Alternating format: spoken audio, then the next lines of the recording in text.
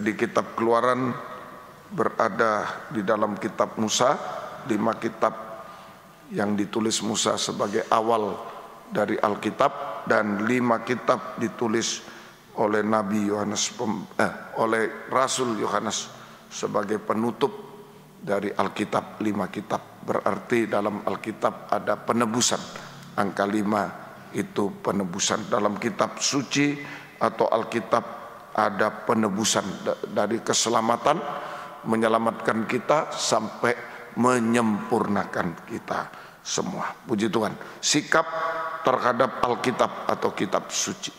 Sikap terhadap Alkitab atau kitab suci.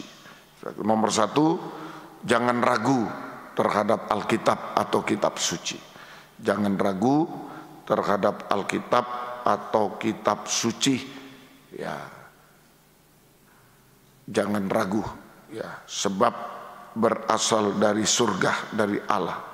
Jangan ragu terhadap Alkitab atau kitab suci, sebab berasal dari Tuhan, dari surga. Kitab suci berasal dari surga. Yang kedua, jangan menambah atau mengurangi kitab suci, sebab sudah sempurna. 1, jangan ragu sebab kitab suci dari Tuhan, dari surga.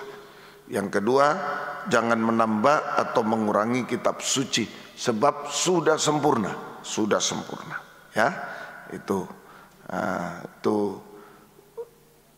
kita harus ingat tragedi Taman Eden ketika Hawa menambah mengurangi firman. Itu kita harus selalu mengingat tragedi Taman Eden, di mana Hawa menambah dan mengurangi firman yang sudah sempurna, firman Allah yang sempurna. Itu ya. Kejadian 2:16, Kejadian 3 ayat 2. Kejadian 2:16, Kejadian 3 ayat 2. Lalu Tuhan Allah memberi perintah ini kepada manusia. Semua pohon dalam taman ini boleh kau makan buahnya dengan bebas. Kejadian 3 ayat 2. Lalu sahut perempuan kepada ular, buah pohon-pohonan dalam taman ini boleh kami makan. Tidak ada bebasnya, mengurangi kata bebas. Dari Kejadian 2 ayat 16, Kejadian 3 ayat 2, Hawa mengurangi kata bebas. Mengurangi kata bebas. Nah, ini seperti telinganya tuli, mendengarnya tidak benar. Tadi Tuhan bilang semua buah pohon di taman boleh kau makan buahnya dengan bebas, tapi Hawa mendengar cuma boleh kau makan, bebasnya hilang. Telinga tuli, ya, telinga tuli sama dengan telinga tuli. Kemudian Kejadian 2:17, Kejadian 3 ayat 3, Kejadian 2:17, Kejadian 3 ayat 3. Tetapi pohon pengetahuan tentang yang baik dan yang jahat itu janganlah kau makan buahnya, sebab pada hari engkau memakannya pastilah engkau mati. Ini kata Tuhan, pengajaran yang benar, Alkitab yang sempurna. Tetapi jawab Hawa, tapi tentang buah pohon yang ada di tengah taman Allah berfirman, jangan kamu makan ataupun raba buah itu. Makan raba, nambah, nanti kamu mati. Hawa menambah kata raba.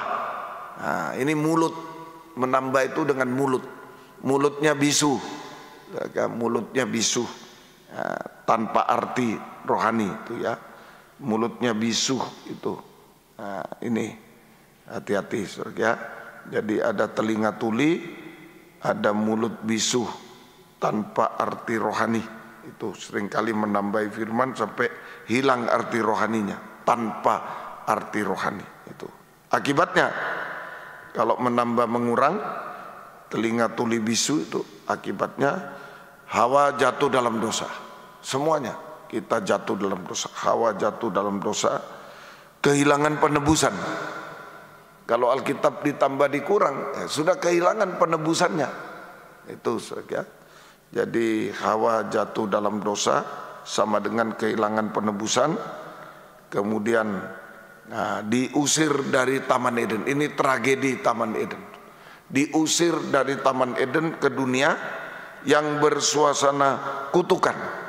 Bersuasana kutukan, letih lesu, beban berat, susah payah, air mata. Ya, diusir dari Taman Eden ke dunia, ya, yang bersuasana kutukan, letih lesu, beban berat, susah payah, dan lain-lain. Dan yang ketiga, menjadi tidak baik. Menjadi tidak baik. Ya, itu semuanya. Jadi semoga kita bisa mengerti sikap terhadap kitab suci, jangan ragu sebab berasal dari Tuhan, dari surga. Kedua, jangan menambah mengurang sebab sudah sempurna. Nah, kalau ditambah dikurang, tuli, saudara, telinga tuli, mulut bisu, maka akibatnya jatuh dalam dosa. Ya, kehilangan penebusan, diusir dari Taman Eden, bersuasana letih lesu, beban berat, susah payah, air mata, kutukan, dan menjadi tidak baik. Tuhan menciptakan semua baik, semua baik. Kalau firman yang menciptakan itu ditambah dikurang, jadi tidak baik semuanya. Semua menjadi tidak baik. Semua menjadi tidak baik.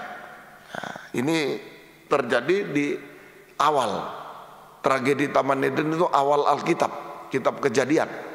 Awal Alkitab sudah terjadi ini, menambah mengurang firman sehingga hilang penebusan, berbuat dosa, hilang penebusan, jadi kutukan, letih lesu, jadi tidak baik semuanya.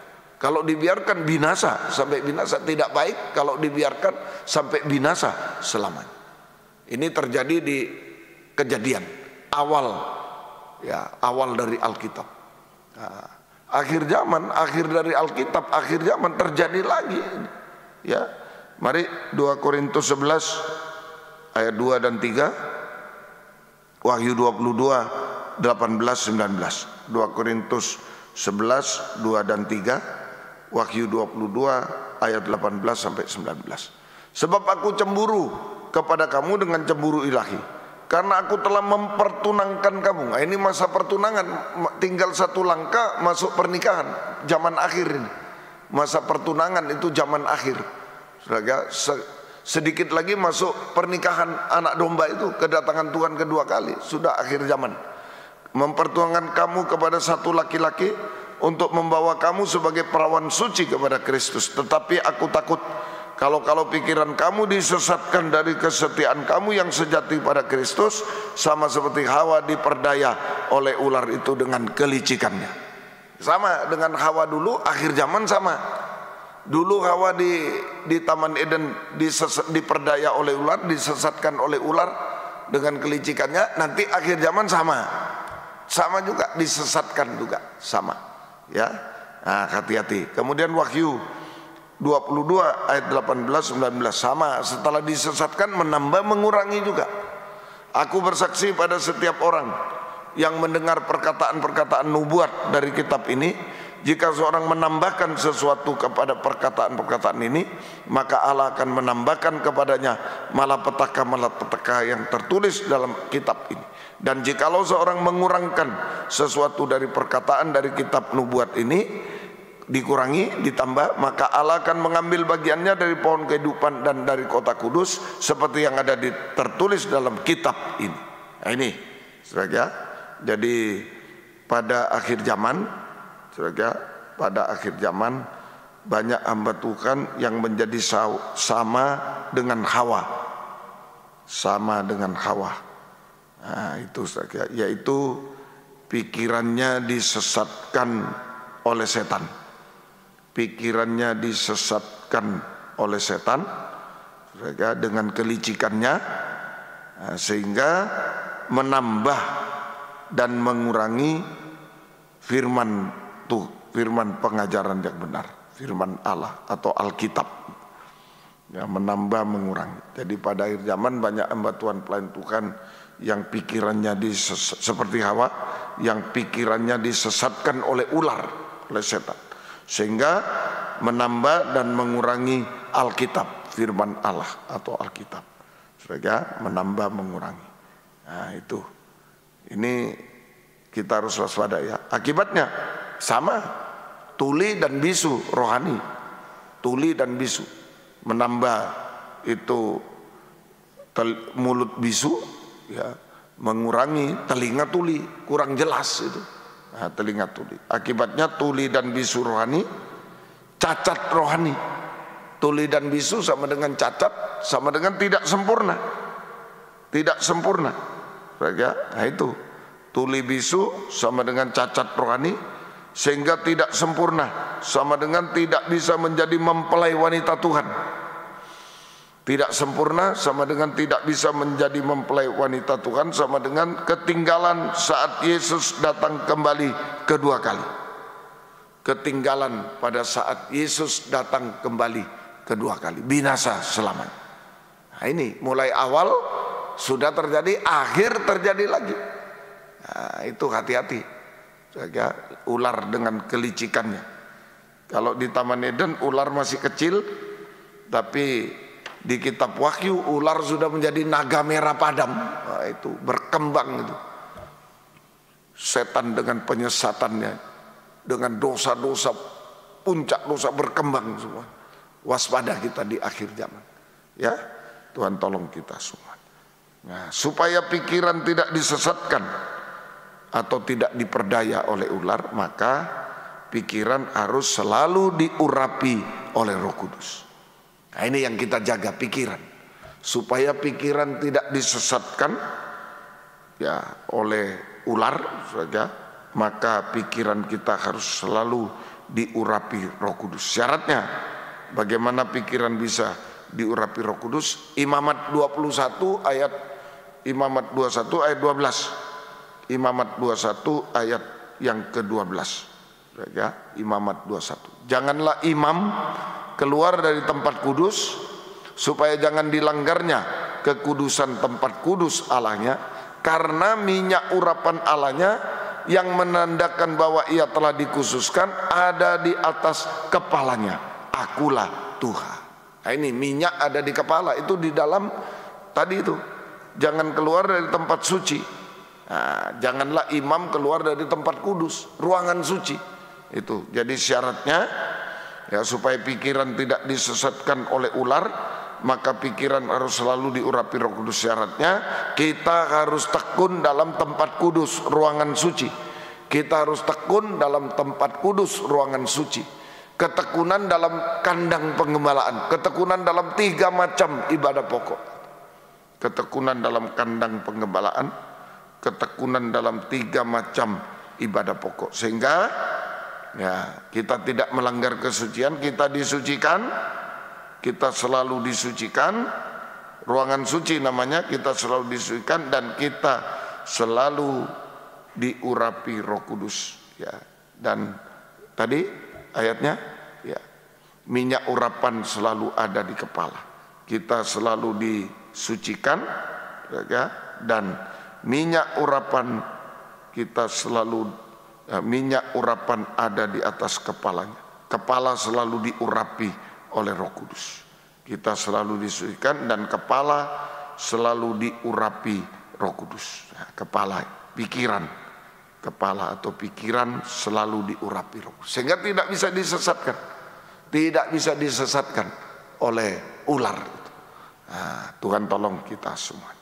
Ya, semoga kita mengerti. Jadi harus hati-hati. Sikap terhadap Alkitab, kitab suci harus yakin, tidak boleh ragu sebab berasal dari Tuhan, dari Allah. Dan kita tidak boleh menambah mengurang karena sudah sempurna. Kalau menambah mengurang terkutuk, berbuat dosa terkutuk, diusir dari Firdaus dan sampai binasa. Akhir zaman kembali lagi juga. Ular bekerja lagi, ular yang sudah menjadi naga lebih hebat lagi bekerja. Sehingga banyak hamba Tuhan, pelayan Tuhan yang pikirannya disesatkan, menambah mengurang. Akhirnya dia tuli, bisu rohani, cacat rohani, tidak bisa sempurna, ketinggalan saat Yesus datang kedua kali dan binasa selama. Oleh sebab itu kita harus selalu berada di ruangan suci, kandang penggembalaan, ketekunan dalam 3 macam ibadah pokok. Maka kita disucikan dan kepala selalu mendapat minyak urapan, pikiran selalu diurapi Roh Kudus, sehingga tidak bisa disesatkan oleh ular, tidak bisa disesatkan. Kita tetap pegang teguh ya Alkitab, firman pengajaran yang benar, tidak bisa disesatkan. Tuhan tolong kita semua. Hawa tadi yang bisu tuli itu Hawa. Kejadian 3 ayat 20. Kejadian 3 ayat 20. 1 Tesalonika 2 ayat 7. 1 Tesalonika 2 ayat 7. Kejadian 3 ayat 20. 1 Tesalonika pasal 2 ayat 7. Manusia itu memberi nama Hawa kepada istrinya, sebab dialah yang menjadi ibu semua yang hidup. Ibu, Hawa itu ibu. Nah, ibu secara rohani gembala. 1 Tesalonika 2 ayat 7. Tetapi kami berlaku ramah di antara kamu, tetapi kami berlaku ramah di antara kamu sama seperti seorang ibu mengasuh dan merawati anaknya. Ini gembala. Jadi Hawa itu seorang ibu, gembala itu juga menjadi ibu bagi sidang jemaat, yaitu mengasuh merawat sidang jemaat. Tapi menjadi bapak juga, menegur menasihati, itu gembala. Sehingga menjadi ibu di sini ya. Karena Hawa adalah ibu, gembala itu juga menjadi ibu dalam sidang jemaat, dalam arti tadi itu, mengasuh dan merawati. Seperti mengasuh merawat bayi itu. Mengasuh merawati sidang jemaat. Nah, itu ibu, seorang gembala. Sehingga jadi Hawa ibu sama dengan gembala. Nah, Hawa bisu tuli. Ternyata pada akhir zaman banyak gembala yang bisu tuli juga. Banyak gembala yang bisu tuli, sehingga seluruh jemaat juga bisu tuli. Seluruh jemaat, kalau gembalanya bisu tuli menambah mengurangi firman, maka seluruh jemaat juga bisu tuli. Paling gampang ditiru. Tuli bisu itu paling gampang ditiru. Ya, kalau kita ngomong dengan orang bisu tuli, begitu juga. Nah, itu paling gampang ditiru. Jadi kalau gembala bisu tuli secara rohani, maka seluruh sidang jemaat bisu tuli juga secara rohani. Sehingga bisu tuli secara rohani. Nah, ini akibatnya apa? Markus 9 ayat 21 sampai 25. Akibatnya bisu tuli rohani, akibatnya Markus 9 ayat 21 sampai 25. Lalu Yesus bertanya kepada ayah anak itu, sudah berapa lama ia mengalami ini? Jawabnya, sejak masa kecilnya. Dan seringkali roh itu menyeretnya ke dalam api ataupun ke dalam air untuk membinasakannya. Sebab itu jika engkau dapat berbuat sesuatu, tolonglah kami dan kasihanilah kami. Jawab Yesus, katamu jika engkau dapat, tidak ada yang mustahil bagi orang percaya. Segera ayah anak itu berteriak, aku percaya, tolonglah aku yang tidak percaya ini. Ketika Yesus melihat orang banyak makin datang berkerumun, ia menegur roh jahat itu dengan keras, katanya, hai kau roh yang menyebabkan orang bisu tuli, aku memerintahkan engkau, keluarlah daripada anak ini dan jangan memasukinya lagi. Ini bisu tuli.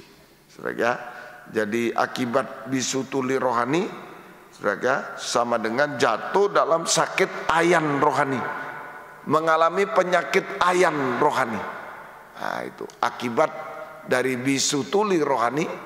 Ya, hati-hati, bisu itu menambah firman,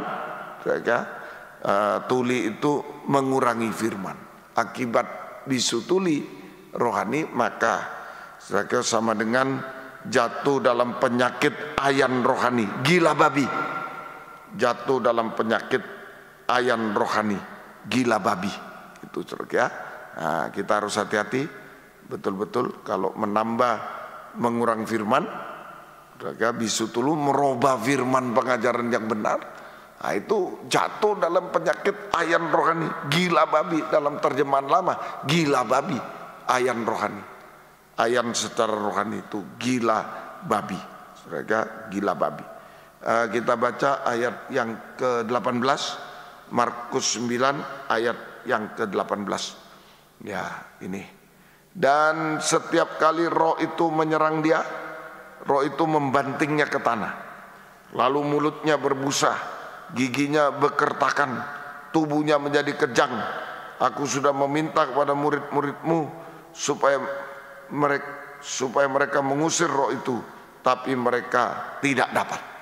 Nah, ini tandanya, tanda penyakit ayan rohani atau gila babi. Yang pertama, kerusakan moral. Gila babi itu rusak moralnya, kerusakan moral, sehingga berbuat dosa sampai puncak dosa. Nah, ini ya, berbuat dosa sampai puncak dosa, kerusakan moral.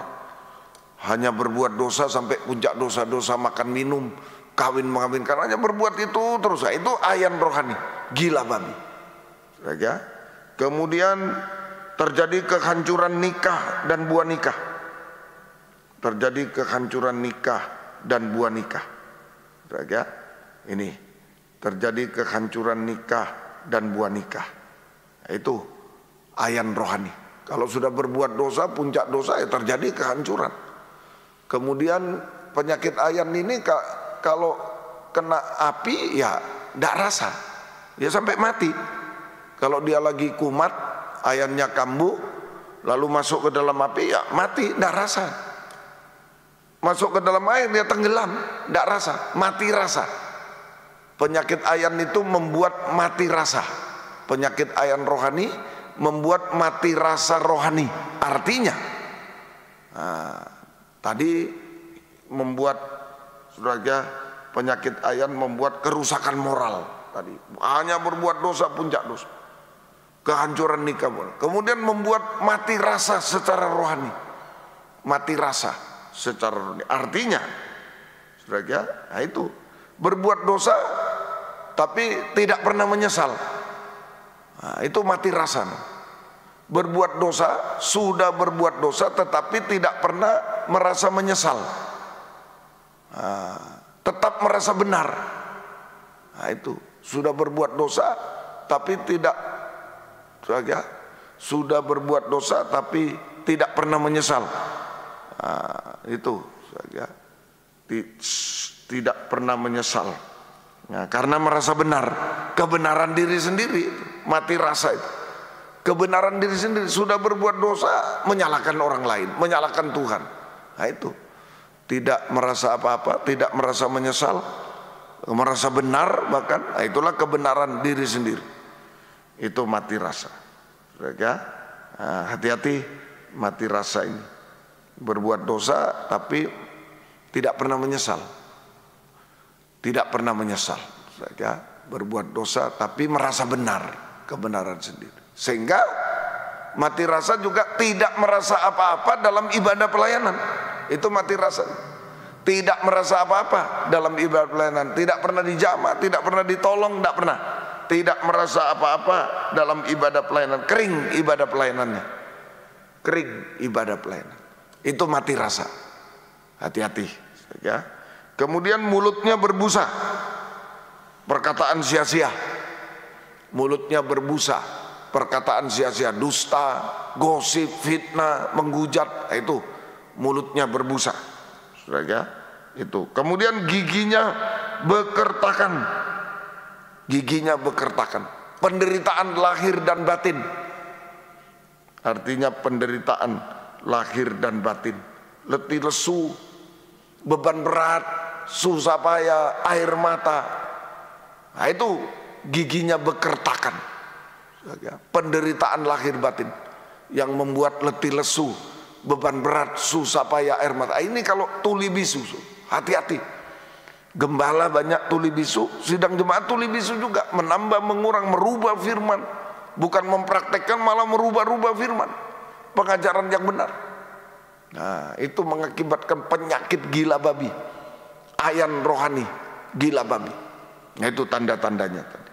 Saja kerusakan moral, hanya berbuat dosa, kehancuran nikah, buah nikah, mati rasa. Saja itu semua. Kemudian mulut berbusa, gigi bekertakan, tubuhnya kejang. Tadi itu, tubuhnya kejang. Ya, dalam Markus 9:18 tadi, tubuhnya menjadi kejang. Jadi kalau kambuh, penyakit ayan, kejang dia. Kejang, sudah tidak rasa apa-apa. Masuk di api ya sampai mati. Kalau tidak diangkat ya mati. Masuk di air sampai tenggelam, tidak rasa apa-apa. Sudah kejang, tidak bisa apa-apa. Kejang. Nah itu, saudara. Tubuhnya kejang, artinya saudara, tubuhnya kejang, kaku. Kejang itu kaku, kaku. Kalau begini tidak bisa dibuka tangannya, sudah kaku. Nah, itu jadi kejam, kaku, keras hati. Nah, itu tubuhnya kejam, sama dengan kaku, sama dengan keras hati, sehingga tidak bisa ditegur, tidak bisa dinasihati. Nah, ini gila babi. Tidak bisa ditegur, tidak bisa diingatkan, tidak bisa dinasihati, tidak bisa. Saudara, Tuhan tolong kita semua.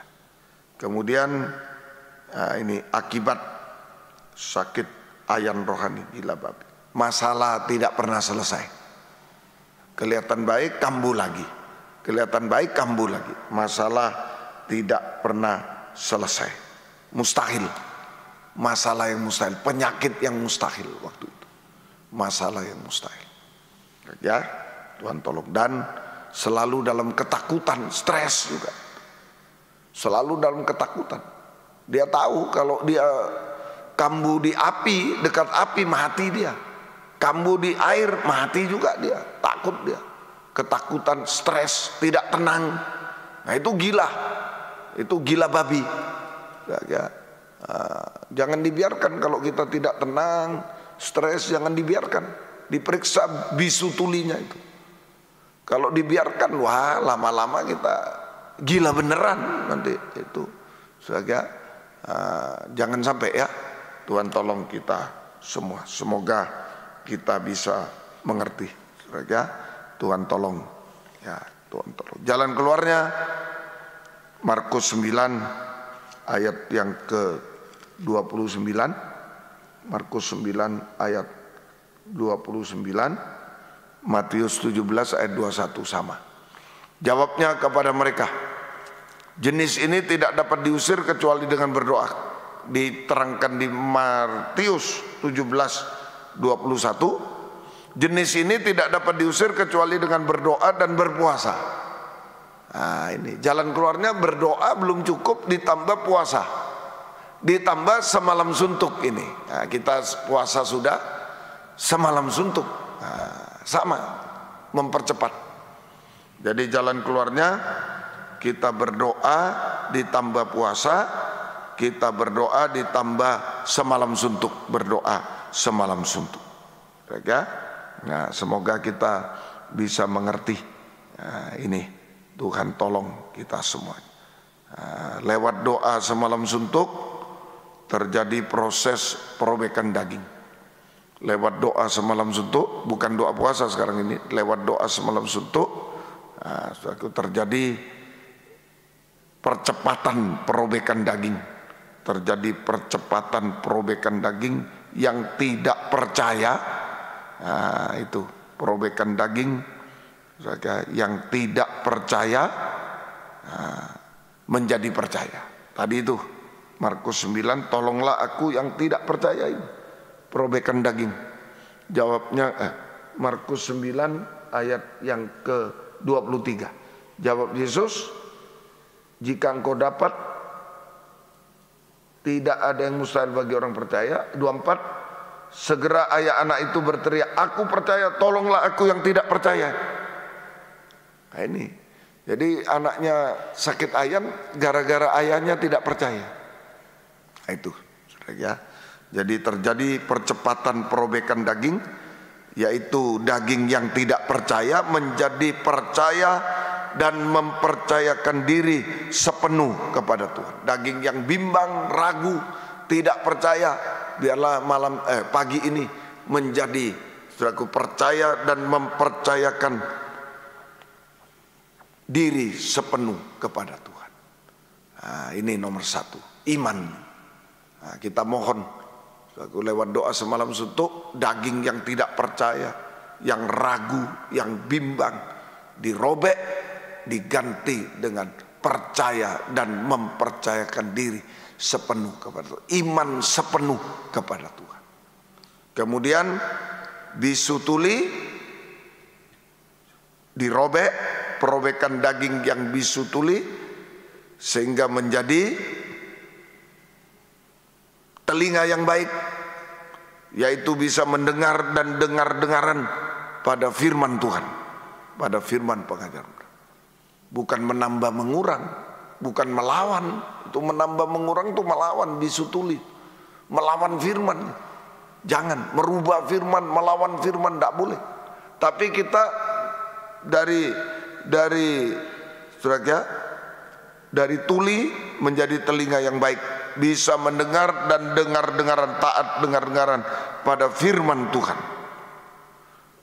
Ya, kemudian mulut, ya mulut juga, ya, itu mulut yang bisu menjadi mulut yang baik. Telinga yang tuli menjadi telinga baik. Mulut yang bisu menjadi mulut yang baik, yaitu mengaku dosa. Jangan menutupi dosa.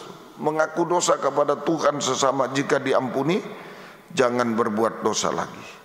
Mengaku dosa. Saudara, Tuhan tolong kita semuanya.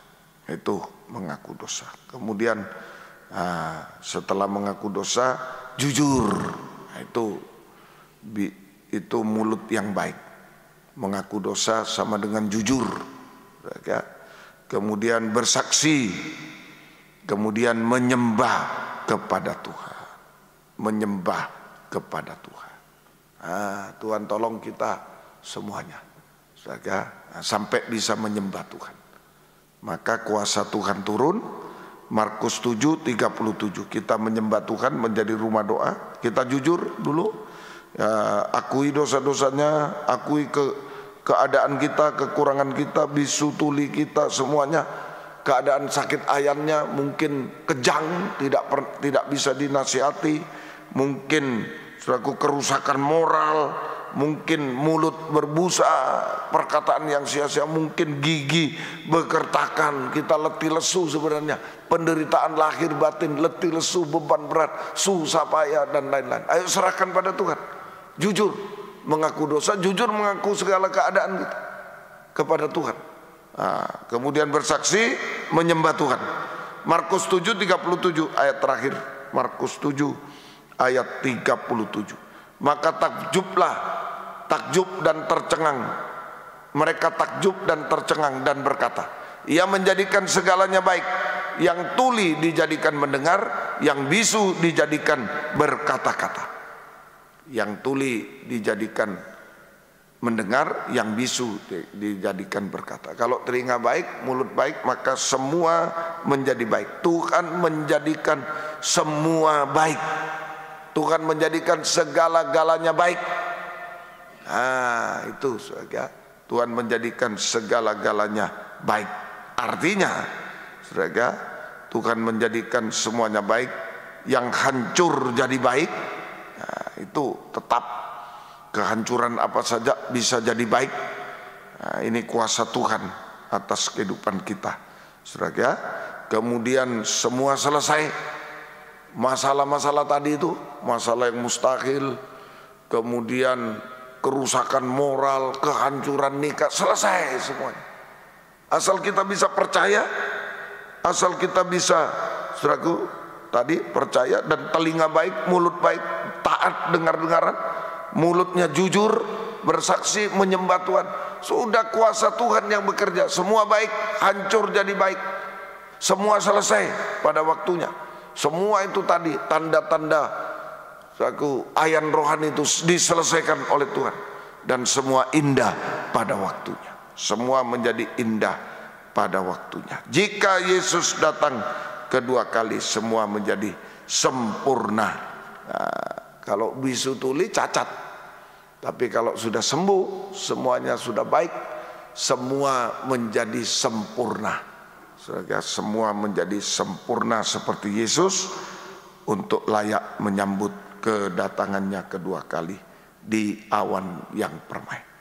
Masuk Firdaus, perjamuan kawin anak domba, masuk Firdaus, 1000 tahun damai, masuk Yerusalem baru, kekal selama-lamanya. Tuhan menolong kita. Ayo percaya, mempercayakan diri, kemudian mendengar-dengaran dan berdoa, jujur, menyembah, rumah doa kita. Kuasa Tuhan akan turun, semua baik, semua selesai, semua indah, semua dipakai, kurang satu ya, semua dipakai oleh Tuhan dan semua indah pada waktunya. Semua dipakai, semua sempurna jika Yesus datang kedua kali. Kita akan terangkat di awan permai bersama Dia selama-lamanya. Puji Tuhan, Tuhan memberkati kita semuanya. Oke, mari kita akan yang bisa berlutut silakan berlutut, yang tidak bisa duduk saja, tidak apa-apa. Mari merasakan kuasa Tuhan lewat doa semalam suntuk. Percepat. Yang tidak percaya, ragu, bimbang pada kuasa Tuhan, hanya percaya, mempercayakan hidup. Telinga yang tidak baik diganti taat, dengaran. Mulut yang tidak baik jujur, mengaku dosa, mengaku keadaan, bersaksi, menyembah Tuhan. Maka kuasa Tuhan bisa kita alami.